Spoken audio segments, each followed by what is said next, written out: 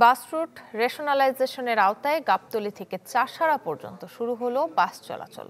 দৈনিক 50টি শীতাতপ নিয়ন্ত্রিত বাস চলবে এই রুটে। গণপরিবহনে শৃঙ্খলা ফেরাতে এই উদ্যোগ কার্যকর ভূমিকা রাখবে আশা খাত সংশ্লিষ্টদের।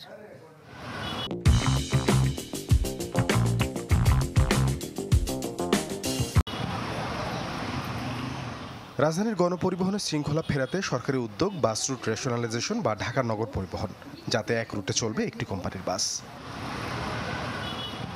নানা জল্পনা কল্পনায় অবশেষে আলোর মুখ দেখল এই সেবা। পরিকল্পনা অনুযায়ী 42টি রুটের প্রথমটির যাত্রা শুরু হলো। শীতাতপ নিয়ন্ত্রিত বাস চলবে গাবতলী থেকে নারায়ণগঞ্জের চাষাড়া পর্যন্ত।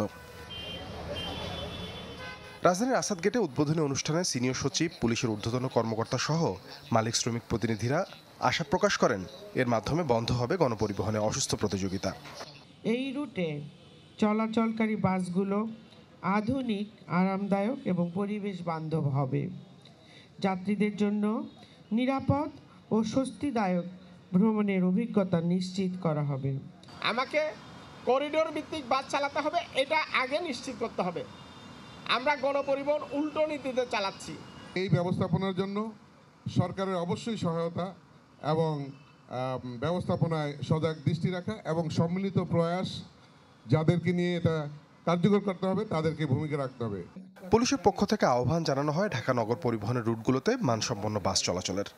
রুটে সব এসি বাস হইতে হবে এরকম না, সার্টেন পার্সেন্টেজ এসি বাস থাকবে, certain percentage non AC bus থাকবে। যারা এফোর্ড করতে পারবে তারা এসি বাসে উঠবে, যারা কম এফোর্ড করতে পারবে তারা নন এসি বাসে উঠবে। বাংলাদেশের সড়ক পথের যে বিরাজমান দীর্ঘদিনের বিশৃঙ্খলা, সেই বিশৃঙ্খলায় আমরা সবাই বিরক্ত, সবাই ক্ষতিগ্রস্ত।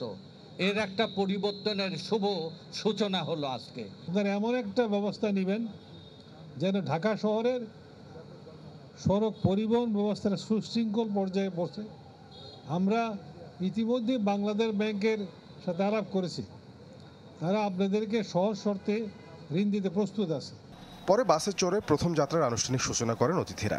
এ পথে প্রতি কিলোমিটারে ভাড়া দিতে হবে 5.5 টাকা, আর ন্যূনতম ভাড়া হবে 20 টাকা। 2021 সালে প্রথমবার পরীক্ষামূলকভাবে ঢাকা নগর পরিবহনের বাস চালু হলেও ব্যর্থ হয় সে উদ্যোগ। সাদবিন শফিক, চ্যানেল 24, ঢাকা।